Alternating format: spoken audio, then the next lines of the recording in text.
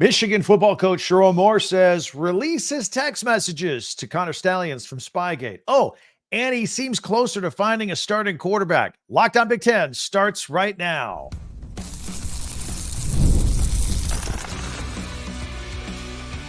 You are Locked On Big Ten, your daily podcast on the Big Ten Conference. Part of the Locked On Podcast Network, your team every day. Welcome to Locked On Big Ten. I'm Craig Sheeman, coming up on 40 years as a sports talk show host and play-by-play announcer. And I want to thank you for making us your first listen each and every day. We are free and available wherever you get your podcasts and on YouTube, part of the Locked On Podcast Network, your team every day. And today's episode is brought to you by Game Time. Download the Game Time app and create an account and use the code LOCKEDON for $20 off your first purchase. All right, SpyGate text, quarterback search, expectations. Sherrone Moore is very, very busy at Michigan. Plus, the Buckeyes recruiting maybe rebounding from its August slump, we'll explain. And Illinois and leather helmets. I love this. Going to check that out. Plus, our Big Ten classics coming up. But first, Michigan football. Michigan football coach Sherrone Moore spoke to the media this week for the first time since his Big Ten Media Day appearance back in Indianapolis in July. And he gave a quarterback update. We want to know who's going to be the starting quarterback for Michigan. We'll get to that in just a minute. But first, he was asked about SpyGate mastermind Connor Stalions, because the story had come out weeks ago that Moore, then the Wolverines' offensive coordinator, allegedly deleted a communication chain of 52 texts between he and Connor Stalions last October about the time that the SpyGate story was breaking nationally. Okay. Now, many speculated that these texts would seem to pop the balloon in the story, that Stalions acted alone without anyone else knowing about this. And perhaps those jumping to conclusions, maybe, maybe not. The texts were recovered, and Moore provided them to the NCAA a long time ago. Stalions, you'll remember, stated that he acted alone through this whole thing, and former head coach Jim Harbaugh had no knowledge of the operation. And Jim Harbaugh said he had no knowledge of this operation. But what about Sherrone Moore and those deleted texts? Moore said, I look forward to them being released, actually. He says, we're cooperating with the NCAA fully, and we'll continue to do so regarding the investigation into the SpyGate matter. All right, so he wants them released. He wants them out in the public. People say, well, why'd you delete them? I don't know. Some people delete their texts all the time and keep everything clean. I have every text I've ever received in the history of my phone. People are different. Whatever. Regardless of whatever happens in the NCAA investigation, the NCAA, they can be a little bit tricky and unpredictable, as you know. If they do try to pin something on Moore here, like they did with Harbaugh last week with his show cause suspension for Burgergate, things could get sticky for Moore. Because if you recall, during Harbaugh's first 3-game suspension, he had 2 of them, the first 3-game suspension to start the 2023 season for Burgergate, Moore was also penalized in that he was suspended 1 game, the season opener last year. If something should break against Moore in the SpyGate story, that would make him a 2-time offender in the eyes of the NCAA, and they might be a little more harsh on him when it comes time to penalize him for a second offense. That's if there is any offense at all. As of right now, we don't have anything. So let's be clear about that. Moore said a lot of the noise off the field is because of Michigan's success on the field. He says, when you're at the bottom, nobody respects you. You're in the middle of the pack, everybody ignores you. But when you're at the top, they hate you and they come after you. He says, we're just going to keep on rolling. So those are the words of Sherrone Moore. But overall, speaking of practice, let's actually talk about football instead of what's going on off the field. And we are getting closer and closer to the start of the season here at the end of the month. So far, he likes what he sees. He likes how guys carry themselves in and around the facility. And he can tell by the way the banging pads at practice, this team's going to be pretty good. And we've said it here constantly as well. We think Michigan's going to be a lot better than people think. Again, our philosophy is, look, when you're 15-0 national champions, even if you lose 1 game, that's a step down, right? Look, there could be a step down and this team can still be really good. I don't think they're going to go 15-0. But I think they're going to win a lot of football games this year. And I think they're going to be right there on the fringe of making the playoffs. You saw the AP poll come out this week. They were in the top 10, top 9. So, yeah, this is going to be a very good football team. No question. And Sherrone Moore likes what he sees. So that's all good there. But they do have a lot to replace. Let's be real. 13 kids were drafted. More were signed as free agents for the NFL. They got to replace 10 starters on offense alone. A lot others, more others they have to replace on defense too. There's a bunch of players they got to replace. But Moore says, and frankly, we've said it here too, they still have a lot of talent on this football team. Whether it be the next guys up or the guys that maybe didn't start but played a lot, there is talent on this football team this year. And Moore thinks they have 4 or 5 first rounders on the roster right now. That's a lot. That'll make you a pretty good football team. He says, we got enough talent. We just have to develop them. All right. That's his job. So that's what he's doing right now. In the meantime, let's look forward to the 2024 season. There's a good old-fashioned quarterback battle going on in Ann Arbor, and Moore talked about where things are at right now. Now, he didn't really tip his hand, but he did drop a few clues that we want to go ahead and put in there for you. So let's talk about these things for a couple minutes here. In the past, we have focused on the 5 guys in the quarterback room. All right, 5. Yeah, he's only really talking about 3 right now. So I think we're paring the list down a little bit. No, that's our first clue. So we're still talking about junior Alex Orji. Seemed to be the front runner going into all of this, but Michigan fans might be a little nervous. He's thrown 1 career pass in his entire career and maybe almost a couple dozen runs. That's it. That's his experience. I think it's more like 21, 24 runs, maybe somewhere in there, and 1 pass. That's it. You got former walk-on Davis Warren, who I liked a lot in the spring game. I thought he looked really good, really comfortable. And then there's Jack Tuttle, who heads into his 7th year of college football. He has spent people brought up this point recently about Tuttle, who has been at both Indiana and Michigan. If he's so good, how come he hasn't really been a starter much? I mean, he has. He's had some spot starts, particularly when he was at Indiana. But you have to keep in mind, when he was at Indiana, he was backing up Michael Penix Jr., and when he came to Michigan, he was backing up J.J. McCarthy. Well, both of those guys were top 10 draft picks. And I think that's the reason, the driving force of why he wanted to come back this year when the NCAA gave him an extra year of eligibility. It's like, all right, now it's my turn. So anyway, we'll see if it is his turn. But those are the guys. Alex Orji and Davis Warren and Jack Tuttle are the ones that Coach Moore was kind of talking about here. So it seems like Jaden Danigal and true freshman Jaden Davis, the 2 Jadens, a little back behind the pack a little bit, not really in the mix right now. So maybe down to 3. We'll see how we go. A couple of weeks to go here before the start of the season.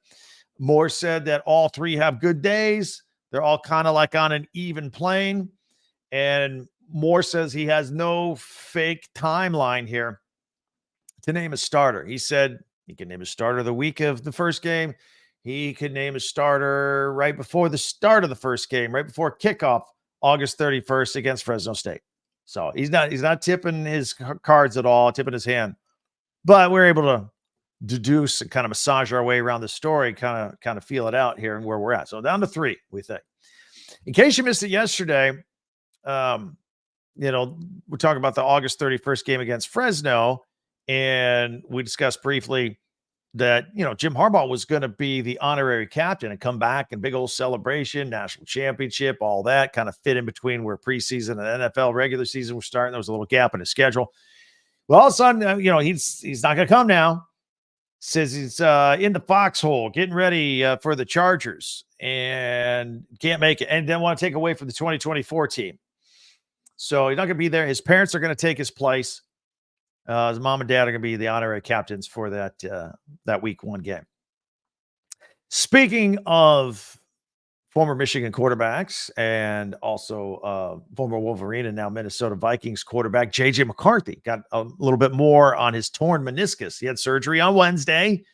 Remember, we told you going in, they weren't going to know till they go in. whether it was going to be a repair back on his a little cleanup and back on his feet in about a month, or whether it was a major repair and out for the year. Well, turned out to be a worst case scenario. Doctors got in there, had to do pretty major repair. And that means that his rookie season is over before it began. He got to play in one game, after leading the Wolverines to a 15-0 record and a national championship and being the 10th overall pick in the draft by the Vikings. It was pretty exciting to see how his career was going to develop. Of course, they got Sam Darnold ahead of him on the depth chart, but in his lone NFL preseason game, he completed 11 of 17 passes for 188 yards, 2 touchdowns, and an interception. That's pretty much, except for the interception, that's a very familiar line for him. 11 of 17 for 188 yards, right? And it wasn't like he ever completed 30 passes and threw for 450 yards. So anyway, very similar, but by all accounts, it was pretty good. But he told the trainers after the game that his knee was sore, and they checked it out, found a little tear there in the meniscus. So it's uncertain specifically which play he hurt himself on, because he must have played through it a little bit too. So anyway, that's the latest on all Michigan quarterbacks, past, present, and future as we move forward. All right, I'm going to ask you to subscribe. I don't know if you've noticed when you dialed in, we're this close to 10,000 subscribers. Started with 1,200 last summer. We are that close. You can put us over the top. Feel free to subscribe. It's free. It doesn't require any other information. And you can follow Locked On Big Ten for free wherever you get your podcast. Also, do another favor. Will you share this podcast with a friend of yours that likes Big Ten? Going to spread the word a little bit out there. Anyway, if you subscribe, that way you get the latest episode of this podcast as soon as it becomes available each and every day. And don't forget to pick up some Big Ten gear at our website, Talk Big Ten. It's the number 10, talkbig10.com. We'd really appreciate that. All right, so we got a lot we need to discuss here. Let's talk about the Buckeyes and their recruiting slump for August. Maybe that was short-lived. And wait until you hear about the Illinois leather helmets. It's all coming up in 1 minute right here on Locked On Big Ten. Let me tell you about Game Time. Game Time is a great app on your phone, helps you buy tickets or your favorite device. You get tickets. They are an official marketplace of Major League Baseball. So getting MLB tickets here while you still have some summer days to watch some baseball, super easy, super easy. In fact, prices will go down the closer you get to first pitch a lot of times. They got some great deals, making it very, very easy with Game Time. They got the last minute deals on anything that they have out there. And when I mean anything, I'm talking about sports, concerts, comedy, theater in your neighborhood, whatever you got right there, Game Time. Save up to 60% on buying last minute for all these events. You save even more with an exclusive in-app deal on select seats ahead of the game or the event. And you can see a picture from the seat, the view of the ticket you're about to buy, no matter what the event is. Right there, all on your phone. Take the guesswork out of buying MLB tickets or even Big Ten football tickets on Game Time. Download the Game Time app, create an account, use the code LOCKDOWNCollege for $20 off your first purchase. Terms apply. Again, create an account and the redeem code LOCKDOWNCollege, LOCKEDONCOLLEGE for $20 off. Download Game Time today. Last minute tickets, lowest price guaranteed. Well, thank you for making Locked On Big Ten your first listen each and every day. Thank you, especially you everydayers out there. Meanwhile, be sure to go ahead and subscribe real quick, and you can share and follow and like Locked On Big Ten, your team every day, no matter where you get your podcasts. Always ask you to share and like and help spread the word. Also, check out our website, Talk Big Ten. All of our podcasts go right there, and you can get merch from your favorite team. Talk Big Ten, number 10, talkbig10.com. And for your second listen, enjoy Locked On College Football with Spencer McLaughlin, who will get you ready for the exciting season on the football field and a lot of stuff going off the field as well. It's Locked On College Football, available on YouTube and wherever you get your podcast, part of the Locked On Podcast Network, your team every day. In yesterday's podcast, we talked about a couple of rare misses on the Ohio State recruiting trail in the month of August. Very unusual. We mentioned how 5-star offensive lineman Josh Petty committed to Georgia Tech over Ohio State and also over Florida State and Tennessee. Georgia Tech usually doesn't beat out those kinds of schools for recruits. So we just chalked it up to the fact that he was from Roswell, Georgia. Okay, so the kid opted to stay close to home. But there may be more to it than that. So let's follow the money trail, right? I saw at least one report that suggested that Petty got a name, image, and likeness, a nil deal that paid him $800,000 per year for 3 years. Quick math, that's $2.4 million to attend Georgia Tech. Look, we're just not used to seeing Georgia Tech throw that kind of money around. It is certainly a figure that Ohio State's developed nil collective could have handled. Same for Tennessee, same for Florida State. But maybe it was a case where the other schools decided, you know what, let's spend our money elsewhere. That kind of thing. Maybe they only went so high and then they bailed on it. So Georgia Tech got their man. And in an update to another Buckeyes recruiting story, the number one safety in the class of 2025, Trey McNutt. We talked about him a couple times in the last week. He's from Ohio. That's why I was a little bit of a surprise when he said he was going to Oregon. It's a great get for Dan Lanning, right? However, don't worry, it's not over yet. Yes, he's verbally committed to Oregon, Buckeyes fans, but he says he still plans to take an official visit to Ohio State at some point during the season. I mean, the kid's in Ohio. He's playing high school football in Ohio. It'd be very easy for him to slip over for a weekend, then watch the Buckeyes. Question is, which game will that be? I think if the Buckeyes are patient, I just wait to the very end. Bring him to that Michigan game and that atmosphere right at the end of the season, at the end of his high school football career, and make that last impression on him before signing day in December. That's what I would do. Buckeyes are also hoping to get five-star tackle David Sanders Jr., but he seems to be leaning to Tennessee. He's going to be making his announcement on Saturday. On to Penn State. You know that $700 million renovation over at Beaver Stadium? It's already underway. Well, the school just got a $25 million donation to help pay for it. A CEO of a Pennsylvania healthcare company just wrote the check, which is the second largest in athletic department history. If you donate 8 figures, you get recognition as a Beaver Stadium founders donor.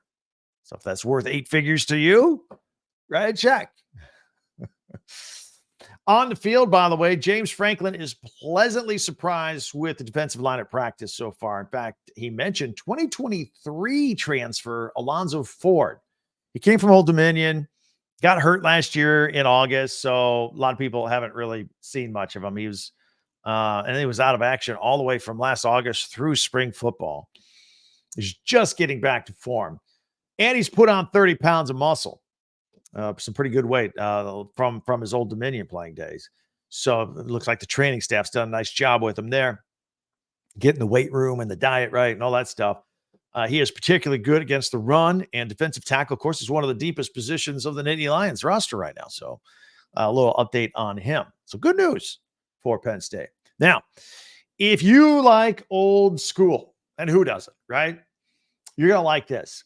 So, sometimes teams change helmets, maybe go with a new look or a retro look or something for a promotional weekend, get away from their traditional look on the helmets. Or for your Oregon, it's different like every week because of Nike and all that. Anyway, the Fighting Illini are going to feature a leather helmet.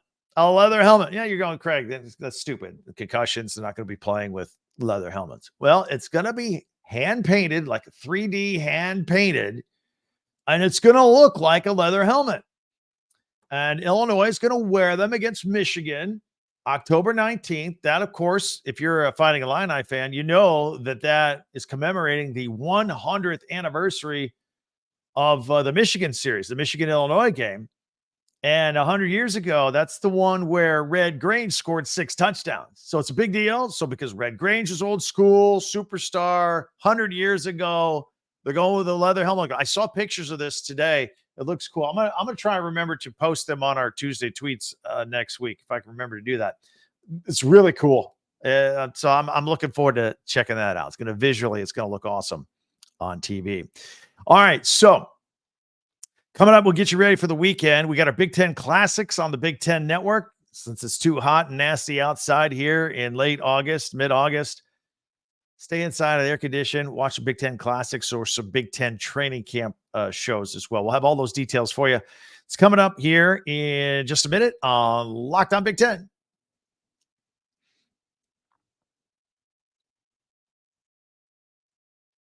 If you are new to our podcast, you know that on our final segment, we always do some sort of feature. Kind of separates us from the other podcasts out there. We're always kind of proud of that. Always like that. On Mondays, we do our top 10 Big Ten observations for the weekend. Tuesdays, we do our Tuesday tweets that I just referred to a minute ago.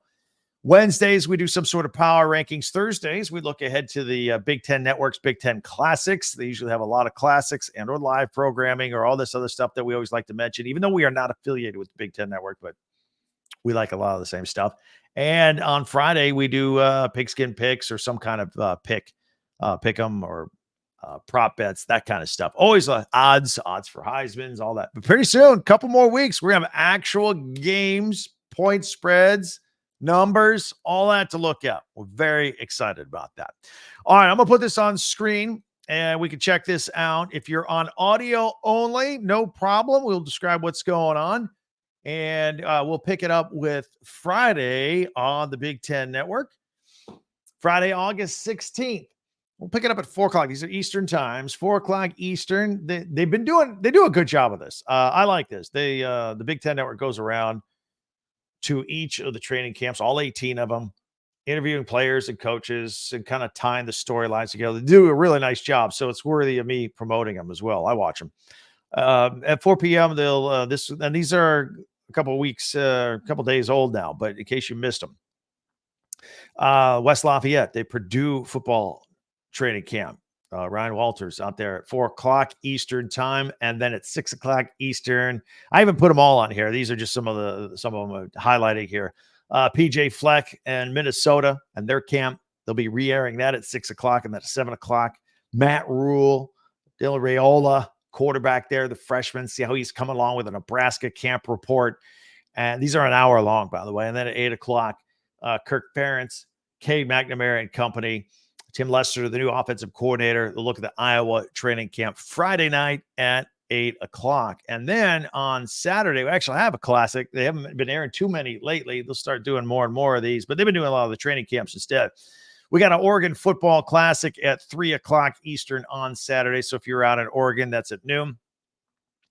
They're going to re-air the 2012 Rose Bowl, Oregon versus Wisconsin. That is from January of 2012. That's with Darren Thomas. And the Ducks, who are ranked 5th in the country, beat the 10th ranked Badgers at the Rose Bowl. And then we sprinkle in throughout the rest of the day at 6 o'clock. We got 7 o'clock. We got more training camp. They're going to re-air that. Then Nebraska won at 9 o'clock. You Buckeye fans, Ryan Day and company, checking in on Will Howard. We got the 9 o'clock Eastern Buckeyes. And then at 10 o'clock, go to bed with some Penn State football right there with a look at their training camp. All right, let's take a peek at what's coming up on Sunday, August 18th. We'll pick it up early at 7 a.m. Part of their Big Ten Trailblazers series. They're going to focus on Tony Dungy, talking about his path to winning a Super Bowl with the Colts and his legacy. Of course, you remember he played football for the Minnesota Golden Gophers back in the day. At 5 p.m., we're going to jump fast forward throughout the day. We got an Ohio State football classic. Their Rose Bowl versus Washington. This is now a Big Ten game. This is pretty exciting, but this is from January of 2019, where Dwayne Haskins threw for 251 yards and 3 touchdowns to help the Buckeyes defeat the Huskies. That was Urban Meyer's last game as a head coach anywhere. At 10 o'clock, they were airing a training camp from the Wisconsin Badgers, checking in on Luke Fickell, Tyler Van Dyke. See how he's doing at quarterback. And then after that, that'll lead right into their 11 p.m. broadcast of their Trailblazers, Big Ten Trailblazers series. Like we mentioned, Tony Dungy. Now they have one at the end of the day featuring Barry Alvarez, former coach and athletic director at Wisconsin.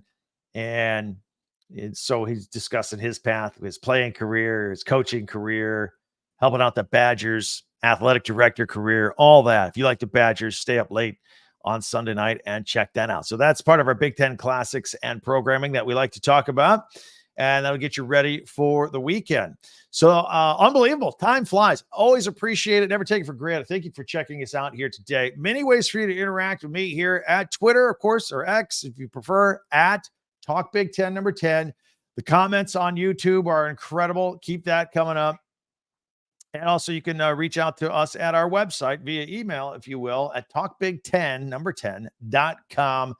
All of our podcasts go there. If you missed anything early in the week, yesterday we were talking about expansion and realignment. Go back and check it out. It's all there in chronological order of release date. And then we also regroup them by your favorite team. We started out talking about Michigan today, for example. This will be filed away under the Wolverines page. And you can get merchandise for your favorite team at our website.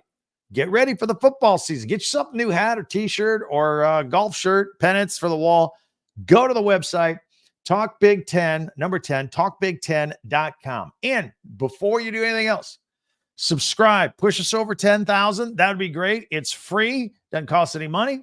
No information, just to click it. And then you and I are in a Big Ten loop every day. And you can follow this podcast app right now on your favorite podcast app. And you'll get the latest episode of Locked On Big Ten as soon as it becomes available each and every day. And again, don't forget, share it with a friend. Just hit the share arrow, send it to somebody you think would like Locked On Big Ten. After you're done with a couple more episodes of us, take a second listen and check out Locked On College Football. That's out there every day as well. Everything going on in college football. Available on YouTube and wherever you get your podcast, part of the Locked On Podcast Network, your team every day. That'll do it. We'll get you into the weekend with some stuff that we're very excited about. We'll peek in on the expansion deadline from the ACC. That's today. All right. No, if nothing happens today, nothing's happening anywhere for a little while. Keep an eye on all the Big Ten teams for you as well. And also we'll have some sort of pick, some sort of futures prop or something in our final segment tomorrow. So can't wait to talk to you again tomorrow. Thanks for checking us out today. I'm Craig Sheeman for Locked On Big Ten. Talk to you next time.